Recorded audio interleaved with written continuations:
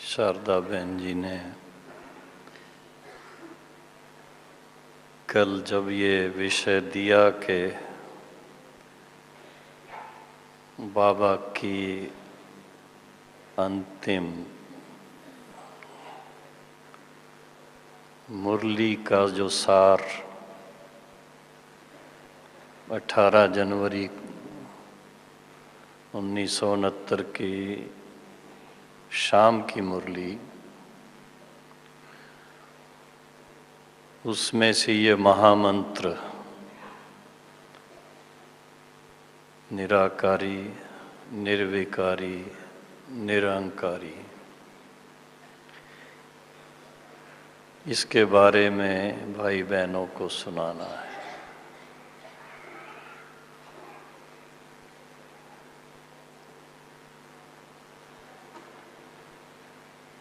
मैंने कहा बहन जी इस बारे में तो कई बार क्लास हो चुका है, नया क्या सुनाना है।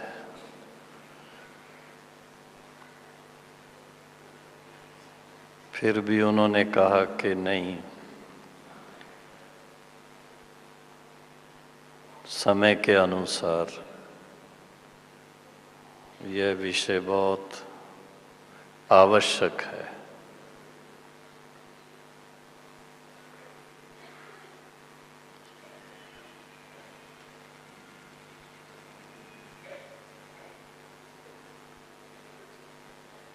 तो मैं सोच रहा था कि सभी भाई बहनें जब ईश्वरी ज्ञान में इस जीवन में कदम रखते हैं तो सबसे पहला जो हमें लेसन मिलता है, आप कौन हैं।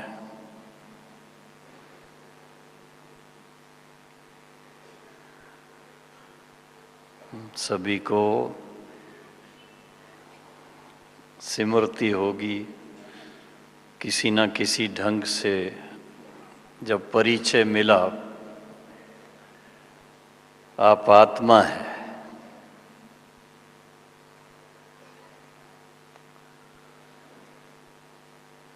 और आत्मा के स्वरूप का मालूम पड़ा।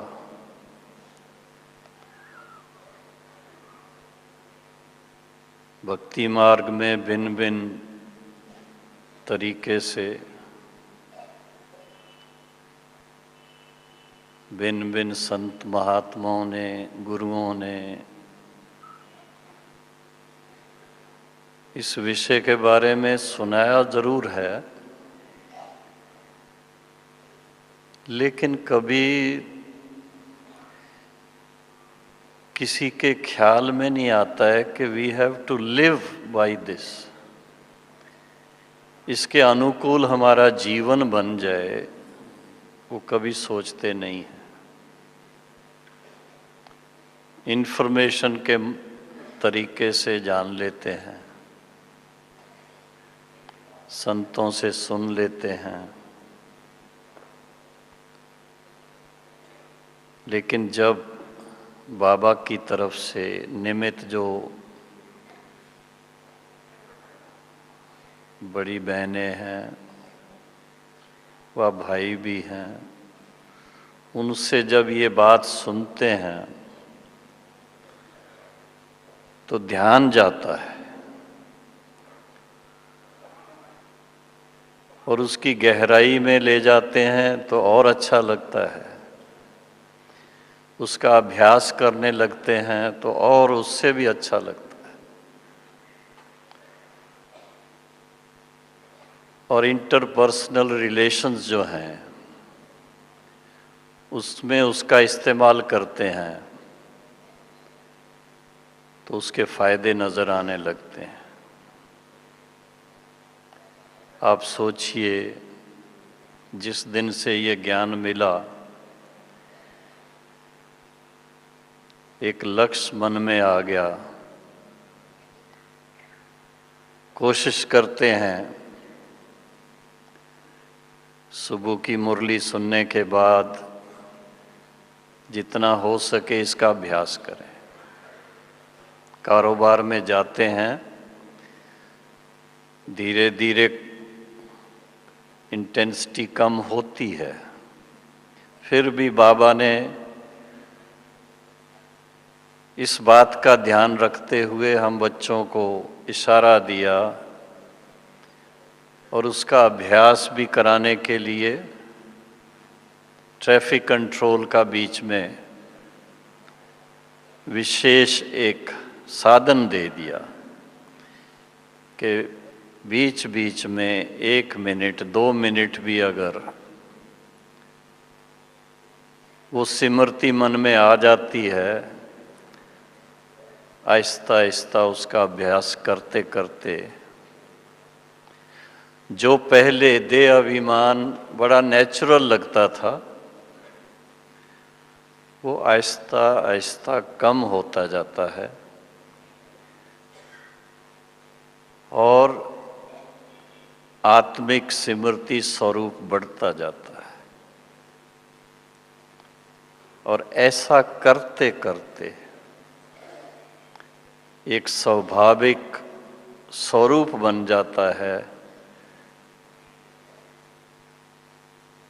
आप सब अनुभवी होंगे, जब से ये महामंत्र मिला, इसका अभ्यास शुरू किया और इसकी एप्लीकेशन अपने प्रैक्टिकल लाइफ में की, उससे फायदा कितना हुआ। निराकारी आत्मिक स्वरूप की तरफ ध्यान जाता है तो व्यवहार के अंदर क्या मन में आता है? हम आत्मा हैं, अनादि हैं, अविनाशी हैं, पिता परमात्मा की संतान हैं और जिनके साथ व्यवहार में आते हैं उनको भी देखते हुए मन में क्या आता है? ये भी, क्योंकि शरीर में है तो कहने में आएगा जीवात्मा है। ये भी बाबा के बच्चे हैं।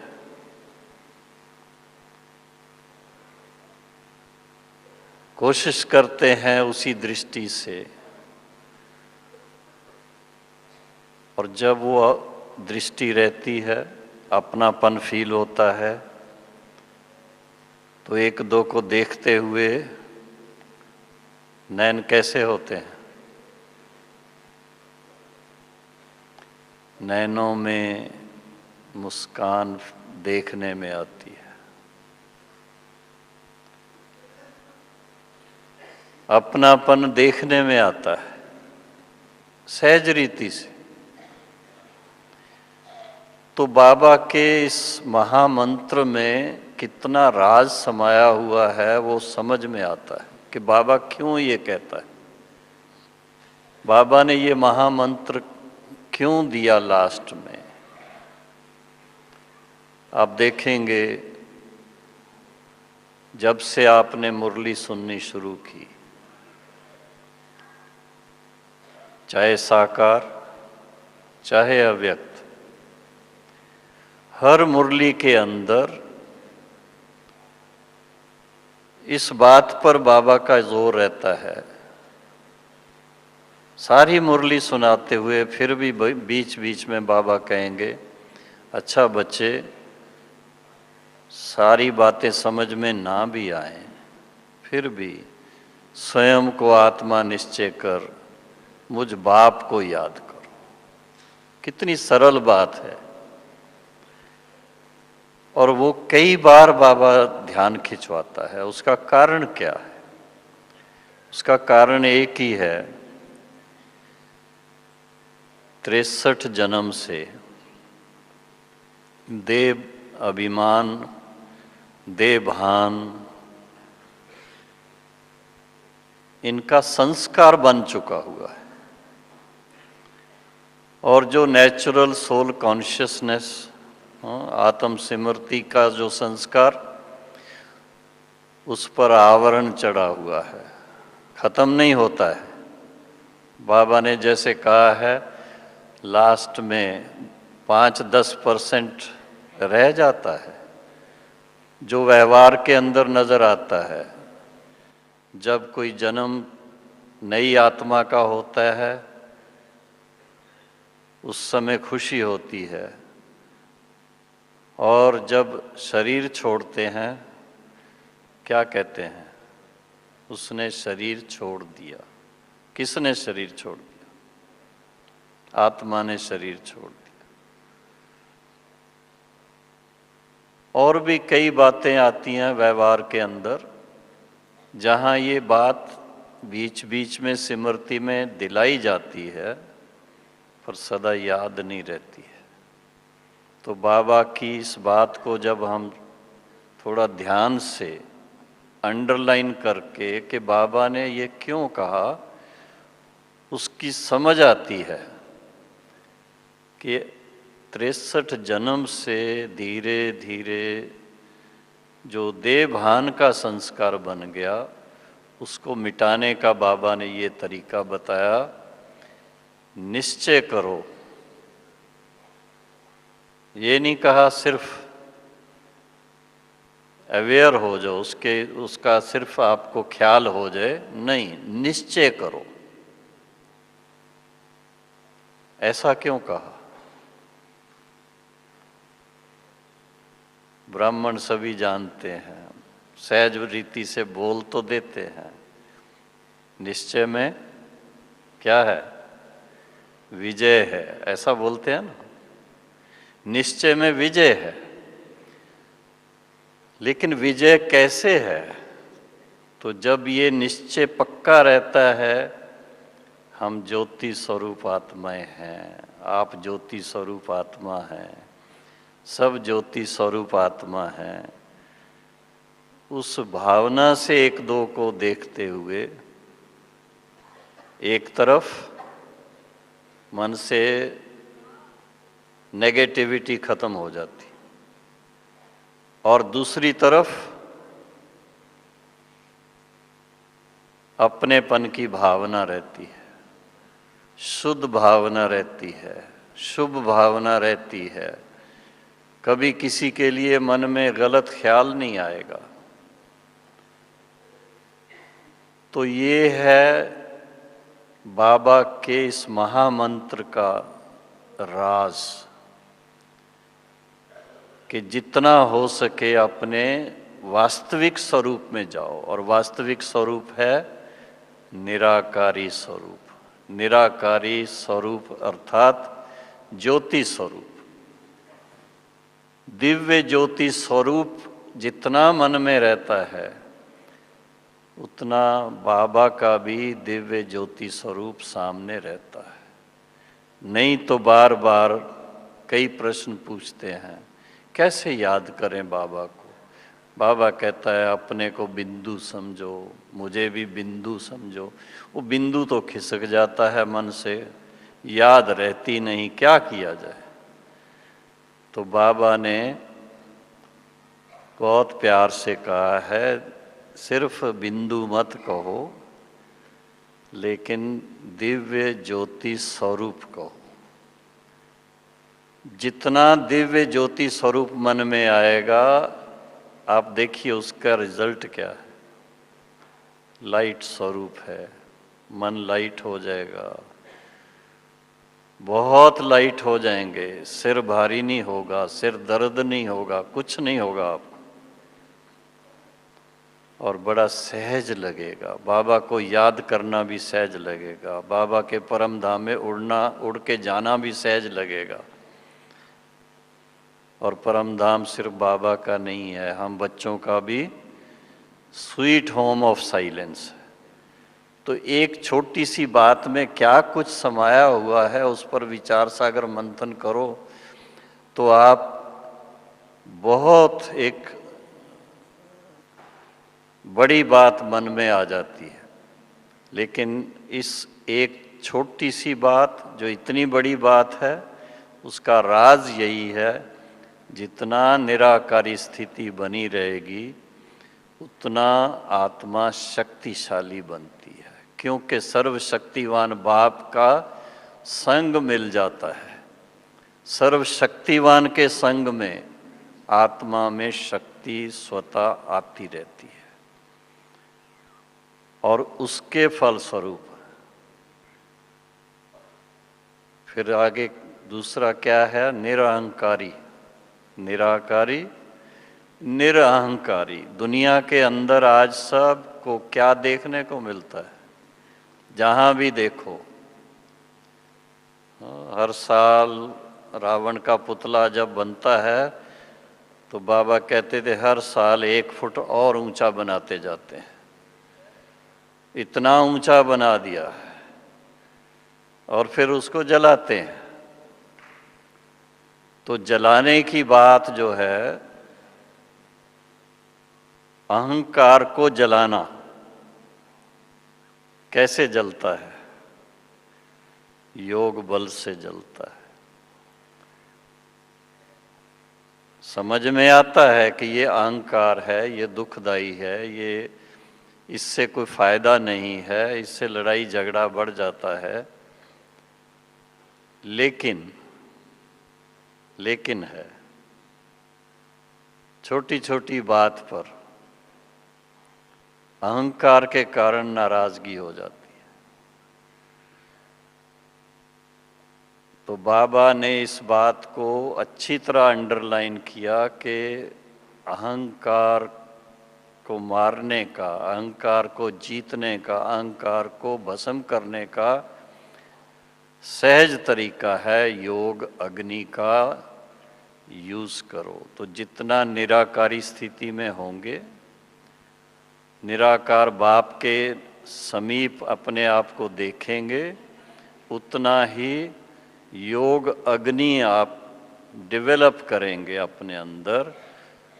योग की शक्ति जिसको कहा जाए, उस शक्ति में इतनी इंटेंसिटी है, इतनी शक्ति है कि वो सबसे जो बड़ा विकार माना जाता है अहंकार का, उसको भस्म कर सकती है।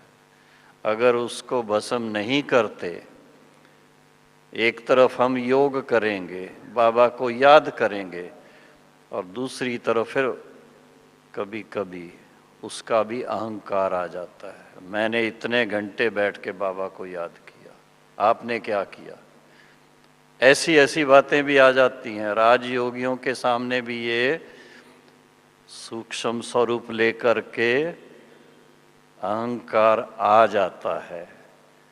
तो अपने अभ्यास के फलस्वरूप अपने अंदर जितनी हो सके निराकारी स्थिति और उसके साथ में अहंकार को जीतना, अर्थात निर्विकारी स्थिति बनाना। अगर वो अहंकार नहीं जीता तो निर्विकारी नहीं कहलाएंगे। देवता बनना है। जब से ज्ञान लिया तो अपने को क्या महामंत्र मिला? किस लिए ये ज्ञान ले रहे हैं? मनुष्य से देवता बनने के लिए। मनुष्य से देवता बनने के लिए ज्ञान जो है, तो उसमें देवताओं के तो गुणों में क्या आता है? देवताओं की महिमा में क्या गाते हैं?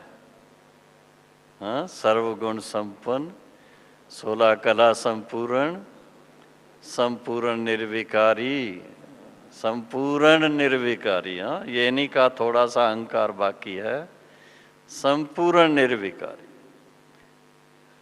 तो अपने कभी कभी भाई बहनें पूछते हैं अपना चार्ट कैसे रखें? आप और कुछ ना करो, यही बातें लिख लो ना। सर्वगुण संपन्न, 16 कला संपूर्ण, संपूर्ण निर्विकारी, मर्यादा पुरुषोत्तम, अहिंसा परमो धर्म। ये एक एक करके नोट कर लो और रोज़ अपना नोट करो कि ये सचमुच इसके अनुसार मेरा जीवन बना है, इसके अनुसार मेरी स्मृति रहती है, इसके अनुसार मेरा व्यवहार है, इसके अनुसार मेरी वाणी है, इसके अनुसार मैं अपने जीवन में सचमुच संतुष्टता से चलता हूँ। आपको आइडिया मिलेगा के कितनी स्थिति पर आप पहुँचे हैं। तो निराकारी, निर्विकारी और निरअहंकारी, ये तीनों बातें जो बाबा ने कही हैं, इनको खास अंडरलाइन किया है। क्यों? क्रोध को साथ नहीं जोड़ा है बाबा ने, क्योंकि क्रोध आता ही है अहंकार के कारण। बीज को खत्म कर दो तो उसके आगे जो वृक्ष है वो खत्म हो जाता है, और अगर बीज खत्म नहीं हुआ तो वृक्ष तो फिर रह जाएगा। कहीं ना कहीं से कोई टहनी निकल आएगी, कहीं ना कहीं से पत्ता निकल आएगा, कहीं ना कहीं कुछ ना कुछ होता रहेगा। इसलिए अपनी चेकिंग बड़ी सूक्ष्म चाहिए, और उस सूक्ष्म चेकिंग में खास विशेष अपने संकल्पों के ऊपर ध्यान देना पड़ता है, क्योंकि जो हमारे संस्कार हैं, योग अग्नि से पुराने संस्कार मिटते हैं, और जो ओरिजिनल हमारे दिव्य संस्कार हैं वो प्रज्वलित होते हैं, वो फिर से वापस जागृत हो जाते हैं। और जितने जितने वो जागृत होते जाएंगे, आप देखेंगे आपके जीवन में उतना दिव्यपन आता जाएगा, दैवी गुण स्वतः ही आते जाएंगे। और जितने दैवी गुण आएंगे, आपके जीवन में संतोष आएगा, संतुष्टता रहेगी, मन बड़ा खुश रहेगा। आज हर एक चाहता है, चाहे ब्राह्मण हो चाहे नॉन ब्राह्मण हो, हर एक के मन में आता है, बाबा कहता है आप बाबा के बच्चे हो। आज की मुरली सुबह सुनी सभी ने। बाबा के बच्चों की निशानी क्या है? सदा खुश रहने की, सदा संतुष्ट रहने की। और वो अगर नहीं है जीवन के अंदर, तो बाकी ब्राह्मण जीवन का आनंद क्या हुआ, ब्राह्मण जीवन का लाभ क्या हुआ? ये ठीक है, सफ़ेद कपड़ा पहन लिया, ठीक है ना, सफ़ेद टोपी पहन ली, अच्छी बात है। सफ़ेद कपड़ा पहनने से ये तो है कि रोज़ का रोज़ सफाई तो हो जाएगी उससे। अगर कलरफुल पहनते हैं तो फिर साफ नहीं होता है, वो कुछ दिन चलाते हैं उसको। तो इसलिए अपने मन को साफ रखने का सहज तरीका कि रोज़ का रोज़ पुराने संस्कारों को देख करके उसको निकालते जाना। जो भी ऐसे संस्कार हैं जिसने हमें दुखी किया हुआ है, अशांत किया हुआ है। कई बार ये क्वेश्चन उठता है कि बाबा ने ये कई बार तो कहा है और हम सुनते भी हैं, फिर अभी करना क्या है? तो यहाँ अपनी चेकिंग करनी है। चेकिंग में क्या करना है? एक तो जब आप जागृति स्थिति में हैं, जिस समय से आप नींद से उठ जाते हैं, सारे दिन में अपने चार्ट को देखना है। जैसे बताया ना, एक तो कर्म के अंदर कोई ऐसी बात तो नहीं हो गई, वाणी के अंदर कोई ऐसी बात तो नहीं होगी, फिर आती है मन के अंदर तो कोई ऐसी बात नहीं होगी। तो ये तीनों की, मन वाणी कर्म, तीनों को चेकिंग करना जागृति स्थिति में। बाबा की याद में सो जाते हैं तो फिर सुबह तक नींद की भी 3-4 स्टेज आती है। उसमें देखना है कि कितनी सात्विकता आई है। जब तक सात्विकता नहीं आई, तब तक भिन्न भिन्न प्रकार के स्वप्न आएंगे, कभी डरावने भी आएंगे, हाँ, कभी लड़ाई झगड़े के भी आ जाएंगे। तो वो सब बातों का अगर कोई अच्छा पुरुषार्थी है, और मैं समझता हूँ बाबा के बच्चे सभी अच्छे पुरुषार्थी हैं, और इस जगह जो बैठे हैं आज बाबा से मिलन बनाने आए हैं, वो तो अंडरस्टूड है कि बहुत ही अच्छे पुरुषार्थी हैं। अपने को वाह वाह के रूप में ज़रा पीठ को थपक लो कि हम बाबा के अच्छे से अच्छे पुरुषार्थी बच्चे हैं। तो ये ध्यान देना पड़ता है कि हम जब बाबा के याद में सोते हैं, हमारी नींद कैसी रही। साकार बाबा को देखते थे, क्योंकि बहन जी ने भी थोड़ा इशारा दिया साकार बाबा और मम्मा का। साकार बाबा को देखते थे तो बाबा आराम कर रहे होंगे। कभी हम सोचें कि बाबा के पास जाएं, थोड़ा सा बाबा का जो पर्दा दरवाजे का, उसको थोड़ा ऐसे हिला के देखते थे अंदर के बाबा सो रहे हैं या जाग रहे हैं। हालांकि बाबा लेटे होंगे और ऐसे हाथ मस्तक पे रख करके लेटे होंगे, लेकिन जैसे ही थोड़ा सा पर्दे को ऐसे किया, बाबा कहेंगे आओ बच्चे। देखा भी नहीं बाबा ने, लेकिन बाबा कैसे जागती ज्योत रहते थे वो प्रैक्टिकल देखने में आता था। क्योंकि बाबा के पास एक लक्ष्य था, जो बाबा ने मुरलियों के अंदर कहा है कि जब बच्चे 8 घंटा योग करेंगे तो पुराने संस्कार मिटेंगे। जब बच्चे 8 घंटा योग करेंगे तो बाप समान बनेंगे। तो ये बड़ा राज है उसमें। 8 घंटा योग करना इजी नहीं है। बाबा उस समय कहते थे अपना चार्ट लिख के भेजो। कोई बाबा के बच्चे मेहनत करते थे, कोई 4 घंटे लिखता था, कोई 6 घंटे लिखता था, फिर भी बाबा उसके लिए महीनता में ले जाते थे कि नहीं, अपनी मानसिक स्थिति को देखो कि उस समय मानसिक स्थिति क्या रही। सिर्फ ये आप बैठ गए वो नहीं, मनसा क्या रही उस समय। क्योंकि मन मना भव की स्थिति जो है उसको बाबा मानता था कि ये वास्तविक स्थिति है। मन बाबा के साथ लगा हुआ। अब बैठे हैं हम याद में और मन कहीं का कहीं जा रहा है। कभी लौकिक परिवार के बच्चे याद आ रहे हैं, कभी खेती याद आ रही है, कभी व्यापार याद आ रहा है, कभी किसी की लेन देन की बात याद आ रही है, किसी से कोई अनबन हो गई वो याद आ रही है। बैठे याद में, उसको क्या कहेंगे? हाँ, ना तो निराकारी स्थिति हुई, ना निर्विकारी स्थिति हुई। और जब ऐसी कोई याद आ जाएगी तो अहंकार भी मन में थोड़ा थोड़ा तो रहता ही है फिर।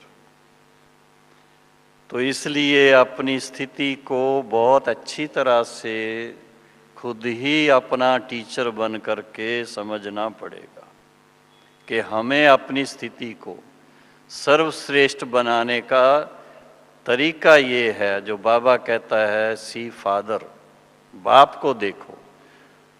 तो बाबा ने अपना लक्ष्य जैसा रखा, हम बच्चों को भी ऐसा लक्ष्य जीवन में चाहिए, तब कहेंगे कि हमने बाबा को फॉलो किया है। जितना बाबा को फॉलो करेंगे, बाप समान बनते जाएंगे, तो उससे सिद्ध क्या होगा? एक तरफ फील करेंगे कितना हम निराकारी स्थिति में रहे। निराकारी स्थिति की निशानी क्या है? निराकारी स्थिति की निशानी देवताओं में नजर आती है। देवताओं के चेहरे को कभी आप देखो, श्री कृष्ण को देखो, हाँ, श्री नारायण को देखो, श्री लक्ष्मी को देखो, सदा मुस्कुराते हुए। क्यों? क्योंकि मन में कोई भी ऐसी संकल्प मात्र कोई बात नहीं है जो मन को दबाए। जो मन को हैरान करे, जो मन को नेगेटिविटी में ले जाए, वो बात ना होने के कारण लाइट फील करते हैं। और जब लाइट होता है मन, तो चेहरे पे मुस्कान होती है, नैनों में मुस्कान होती है, लिप्स पर मुस्कान होती है। ये अपने आप में देखना पड़ता है। और उसका एक सहज तरीका जो कि जितना शिव बाबा के साथ, ब्रह्मा बाबा के साथ निराकारी स्वरूप में स्थित होंगे, उतनी ये स्थिति बड़ी सहज बन जाती है। अगर इसमें नहीं जा सकेंगे तो फिर ये स्थिति का अनुभव कम होगा, ये आप पक्का मान के चलो। तो जो भी बाबा ने लक्ष्य दिए हैं, उस लक्ष्य को पाने का तरीका बार बार अपने आप को स्मृति दिलाना कि मैं निराकारी स्थिति में हूँ, मेरे मन में कोई नेगेटिविटी तो नहीं आ रही है। और जो अभ्यास कर रहा हूँ, मेरे को इसका भी तो कहीं अहंकार नहीं है। नहीं तो कई बार इसका भी अहंकार करने लगते हैं, तो वो नहीं चाहिए। जितना महान व्यक्ति, उतना निर्माणता उसका गुण देखने में आता है, ये अपने में पक्का करना चाहिए।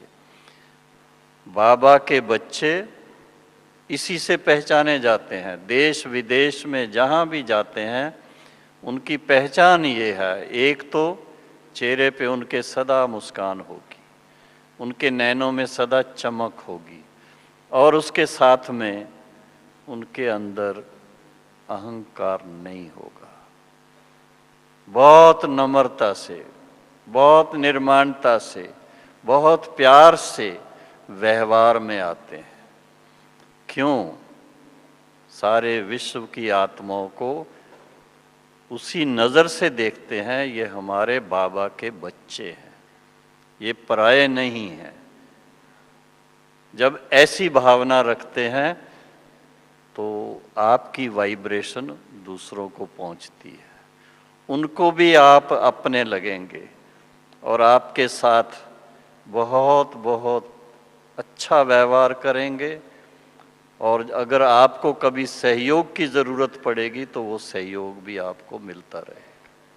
तो ये बातें बहुत अच्छी तरह से जो बाबा ने कही हैं, इनके गहराई को जानना, समझना और प्रैक्टिकल लाइफ में अप्लाई करके देखना, फिर देखो सचमुच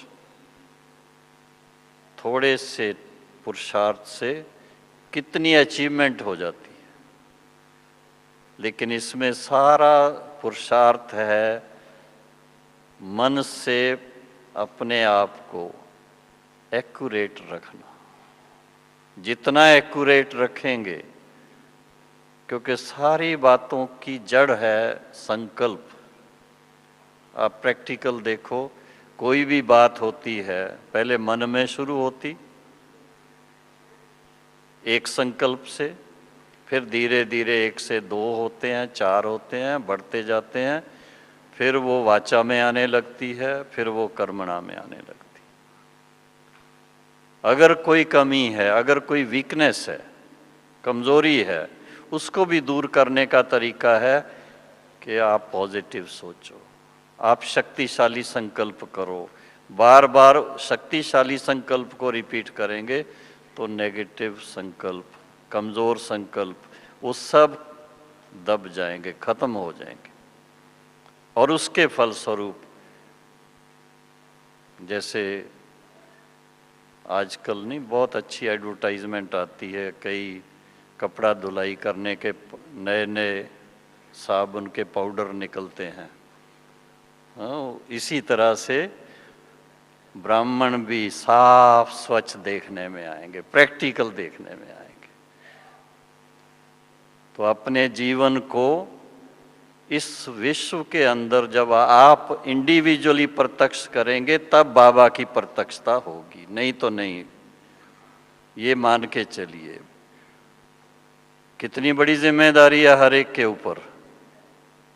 हाँ, बहुत बड़ी जिम्मेदारी है। कई बार आपस में सवाल करते हैं, बाबा की प्रत्यक्षता कब होगी?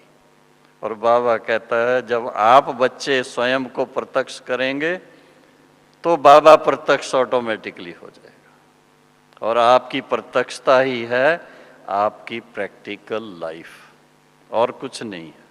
और आपकी प्रैक्टिकल लाइफ का आधार क्या है? जब बाबा के इस महामंत्र को अपने जीवन का अंग बना लेंगे, इस अनुसार अपने जीवन को ढाल लेंगे और बाबा के नक्शे कदम पर चलेंगे। ब्रह्मा बाबा को प्रैक्टिकल में फॉलो करेंगे। ब्रह्मा बाबा ने खुद जब ऐसा किया तब तो ये शब्द उनके मुख से निकले कि बच्चों को भी निराकारी, निर्विकारी, निरहंकारी, और उसके साथ में क्या जोड़ा? मन मना भव मध्याजी भव। जब मन मना भव होंगे तो निराकारी और निर्विकारी, और मध्याजी भाव, हाँ, देवता स्वरूप सर्वगुण संपन्न बन जाएंगे। दोनों बातों को ध्यान पे रखते हुए अपने को रोज देखना है, और जितना अपने को देखते रहेंगे, हाँ, अपने आईने को देखते, यही आईना है और कुछ नहीं है, इसको देखते रहेंगे तो पता लगता है कि हमारी जीवन कितनी मूल्यवान है। जितने गुणवान उतने मूल्यवान। इस संसार के अंदर बाबा के बच्चे सबसे धनवान हैं, क्योंकि ऐसे गुण दुनिया में किसी के पास नहीं है जो बाबा के बच्चों के पास है। इस हिसाब से देखा जाए तो बाबा ने हम सबको ईश्वरी ज्ञान के रत्नों से माला माल किया। समझते हैं सभी? माला माल किया है? हाँ, जरा हाथ हिलाइए। वाह! तो ऐसे धनवान, ऐसे गुणवान, ऐसे हम सब बाबा के बच्चे हैं, इसलिए बाबा को दिल से हमेशा शुक्रिया अदा करते हैं। और दूसरा, हम सबको क्या मिला है? संसार के अंदर किस बात को देखते हैं? परिवार को देखते हैं। तो ये भी देखना है, एक तो देखो बेहद का परिवार मिला है, छोटा नहीं है, बहुत बड़ा परिवार है। आप दुनिया के किसी कोने में चले जाओ,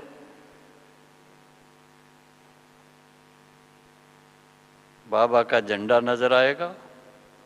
हाँ, गांव में भी बाबा का झंडा नजर आएगा।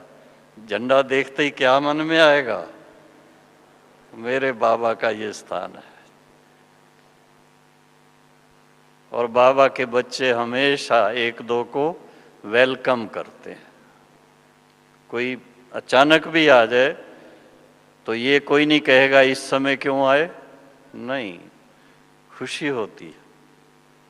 प्रैक्टिकल देखते हैं। भारत की पुरानी संस्कृति की निशानी जो आज दुनिया में नहीं है। कई बार हंसी हंसी में हमारे कोई भाई जब स्पीच देते ना, मैं सुनता हूँ उनकी, तो क्या कहते हैं, आजकल इसकी बजाय कि भाई वो अतिथि देवो भाव ऐसे बोलते हैं, उसकी बजाय गेट पर कुत्ते को बिठा देते हैं। तो वेलकम करने की बजाय और ही डराने का वहाँ साधन रख दिया है। लेकिन नहीं, बाबा के बच्चे एक दो को देख करके बड़ा मन खुश होता है। एक दो को देख करके बस दृष्टि का लेन देन करेंगे, वेलकम करेंगे। तो ये इतनी सबसे पहली बात है कि इतना सुंदर परिवार हम बच्चों को बाबा ने दिया है, ये बहुत बड़ी बात है आज के युग में। और फिर इसके साथ में सबको गुणवान बना दिया, सबको ज्ञानवान बना दिया, ऐसी बुद्धि सबको ज्ञान की दे दी, अंधकार मिटा दिया। तो ये प्रैक्टिकल जब एक एक बात को देखते हैं तो बाबा के ये जो महामंत्र हैं उनकी वैल्यू का पता लगता है। सार में तो बाबा ने 2 शब्दों में कह दिया, मन मना भव मध्याजी भव, पर उसके अंदर राज कितना गहरा है। तो अब इसी बातों को सबको अच्छी तरह से, थोड़ा गहराई से, कभी जब मुरली पढ़ते हैं ना, कई बार हमारे बाबा के बच्चे जो हैं मुरली वो फटाफट पढ़ करके और फिर कारोबार में भागते हैं। पर नहीं, बाबा ने जो मुरलियाँ इतनी सुनाई हैं, तो बाबा ने बहुत गहरी बातें इसमें सुनाई हुई हैं। उनको अध्ययन करना चाहिए हमें। हम और किताबों में ढूंढने जाते हैं, फलाने व्यक्ति ने ये इतनी बातें लिखी, इतने। आप देखो एक एक मुरली में कितनी बातें होती। उसको अगर आप, बाबा कहते थे कम से कम 4 बार मुरली पढ़नी चाहिए। और प्रैक्टिकल हमने देखा, हमारी दादियाँ, उनको और कुछ नहीं चाहिए। हाँ, अभी दादी गुलजार को जाके कोई देखे, और कुछ नहीं होगा, उनके पास मुरली रखी होगी। जानकी दादी के पास जब तक मुरली नहीं पढ़ेंगी तब तक कुछ खाएंगी नहीं, पिएंगी नहीं। Just imagine. तो ये अपना एक अभ्यास को अच्छा करने का, जो आज की विषय दी है, निराकारी, निर्विकारी, निरंकारी, उसका सहज साधन है। सवेरे उठते मन में क्या आता है? बाबा से गुड मॉर्निंग करें भाई, अच्छी तरह दिल से बाबा को प्यार से याद करें। फिर बाबा के महावाक्य पढ़े। इससे अपनी दिनचर्या शुरू करेंगे तो सवेरे सवेरे क्या कहते हैं भाई, किसका मुंह देखा था? हाँ, आज का दिन बहुत अच्छा गया। किसका मुंह देखा था? भगवान का मुंह देखा था, और किसी का नहीं देखा। सोचिए थोड़ा, अगर ऐसा मन में सोच करके सवेरे बाबा से गुड मॉर्निंग करते हैं और फिर बाबा के महावाक्य पढ़ते हैं, सुनते हैं, तो उससे सारे दिन के लिए पुरुषार्थ की लाइन बड़ी अच्छी बन जाती है। सहज पुरुषार्थ नाम क्या है? सहज ज्ञान, सहज राजयोग। सहज माना स्वाभाविक, जो सहज जीवन में आ सके। कोई हठ नहीं है, कोई और कुछ नहीं है। एक सिर्फ एक छोटी सी बात है। कौन सी? एक छोटी सी बात, कोई भी बताए, कोई बताए, छोटी सी बात। हाँ, मैं आत्मा हूं। अच्छा, और मैं बड़ा सहज करके बताता हूं। अटेंशन, बस अटेंशन चाहिए। वो कोर्स कराने वाले भाई बहनें तो बहुत अच्छी तरह बताते हैं, भाई अटेंशन नहीं तो क्या रह जाता है? टेंशन। स्पेलिंग अलग अलग हैं वैसे। तो अटेंशन, अगर इतना ही हम ध्यान रखें और कुछ नहीं करना पड़ता। एक तो पक्का कर ले, मैं कौन हूं? कौन हूं? कौन हूं? कौन हूं? आत्मा सिर्फ नहीं, मैं ब्राह्मण हूं, बाबा का बच्चा हूं। उसको पक्का रखिए याद। ब्राह्मणों की फिर दिनचर्या क्या होनी चाहिए, ऑटोमेटिकली आपके सामने आ जाएगी। तो ऐसे जब अपने पुरुषार्थ को सरल करते जाएं, सहज करते जाएं, नेचुरल करते जाएं, तो जीवन क्या बन जाएगी? नेचुरल राजयोगी जीवन बन जाएगी। बस आपको किसी समय भी, बाबा कहते हैं, किसी समय भी आपको कोई देखे, इतने तक बाबा तो एक्सट्रीम में चले गए कि शरीर भी छोड़ दें तो भी आपके चेहरे की मुस्कान ना जाए। मुस्कान ना जाए उसका और क्या तरीका है? बस मन मना भाव रहेगा तो चेहरे पे मुस्कान रहेगी, अटेंशन रहेगा अटेंशन का टेंशन नहीं करना भाई, अटेंशन रहेगा तो टेंशन फ्री रहेंगे बस। तो क्या मंत्र पक्का किया आज? हाँ, स्वाभाविक रूप से निराकारी स्थिति में रहेंगे, निर्विकारी रहेंगे, निरहंकारी रहेंगे, और बाबा के बच्चे हैं उसका नशा अपने मन में रखेंगे। अपने भाग्य के गुण गाते रहेंगे और बाबा को दिल से याद करते रहेंगे। दुआएं बाबा की लेंगे, याद बाबा को करेंगे। ओके, अभी सभी क्या करेंगे? थोड़ा टाइम बैठेंगे बाबा के याद में। अच्छा लगता है ना? तो थोड़ा एक तो सीधे होके बैठ जाइए। जिनको बहुत जल्दी उठना है, जैसे माताएं जा रही हैं, कोई बात नहीं, उनको उठने दीजिए, उसकी चिंता कोई ना करे।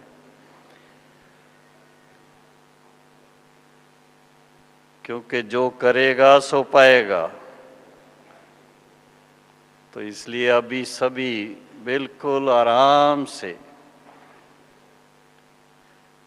एक ही संकल्प मन में, जो बातें सुनी उसमें हम दृढ़ता का गुण धारण करें।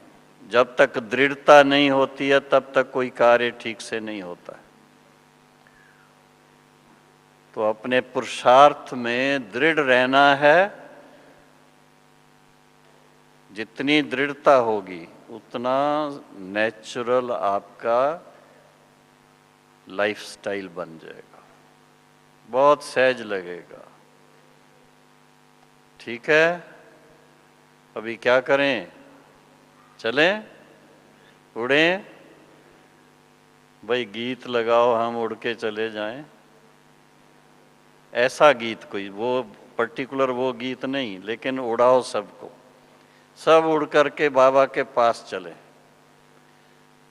चलो पहले तो वतन में चलो, सूक्ष्म वतन में चलो, ब्रह्मा बाबा के पास चले, हाँ, दादी के पास चले, और वहाँ से उनको साथ लेकर के परम धाम में चले। बहुत मजा आएगा। ये है सहज राजयोग की यात्रा, बुद्धि की यात्रा, याद की यात्रा, जिस यात्रा में थकान नहीं होती है, जिस यात्रा से थकान दूर हो जाती है।